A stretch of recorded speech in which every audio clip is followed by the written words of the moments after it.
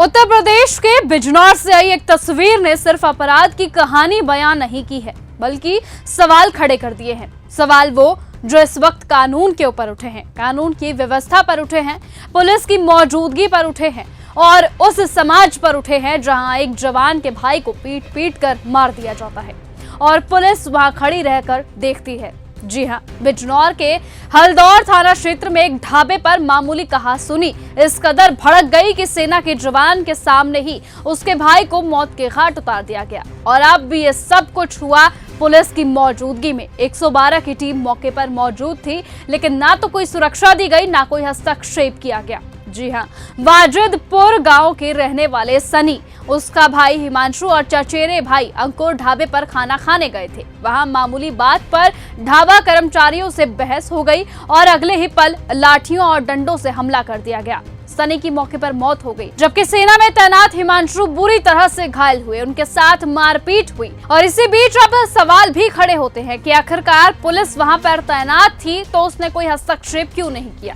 बता दें कि अब गुस्साए परिजनों और ग्रामीणों ने शव को ट्रैक्टर ट्रॉली में रखकर बाल किशनपुर चौराहे पर जाम लगा दिया है। लोगों ने साफ कह दिया कि जब पुलिस के सामने इस तरह के कृत्य हो सकते हैं तो आम आदमी कितना वहां पर सुरक्षित है। परिजनों का यह आरोप है कि पुलिस ने आरोपियों में से एक को सुबह पकड़कर छोड़ दिया और अब तक बाकी आरोपी लगातार फरार है। शुरुआती कार्यवाही में लापरवाही सामने आने पर एसपी ने थाना प्रभारी और 2 पुलिसकर्मियों को सस्पेंड तक कर दिया। लेकिन सवाल यह है कि क्या ये पर्याप्त है, क्या इतना काफी है? मामला 2 समुदाय के बीच होने के कारण इलाके में तनाव फैला हुआ है। प्रशासन ने शांति की अपील की है, लेकिन स्थानीय लोग ये कह रहे हैं कि शांति तब होगी जब इंसाफ मिलेगा। जब एक जवान की आंखों के सामने उसका भाई उससे छिन जाता है तो ये केवल एक अपराध नहीं होता, बल्कि पूरे सिस्टम पर हमला होता है। इसलिए ये सवाल है कि उस वर्दी पर जो देश की रक्षा करती है, लेकिन अपने ही घर में वो बेबस खड़ी क्यों रह जाती है? परिजन एक ही बात कह रहे हैं कि इंसाफ चाहिए, कार्रवाई चाहिए और ये यकीन चाहिए कि कानून कमजोर नहीं है। और जब पुलिस के सामने इस तरह के हमले और इस तरह के कृत्य हो सकते हैं तो आरोपी आराम से भाग जाएं तो इंसाफ कैसे मिलेगा?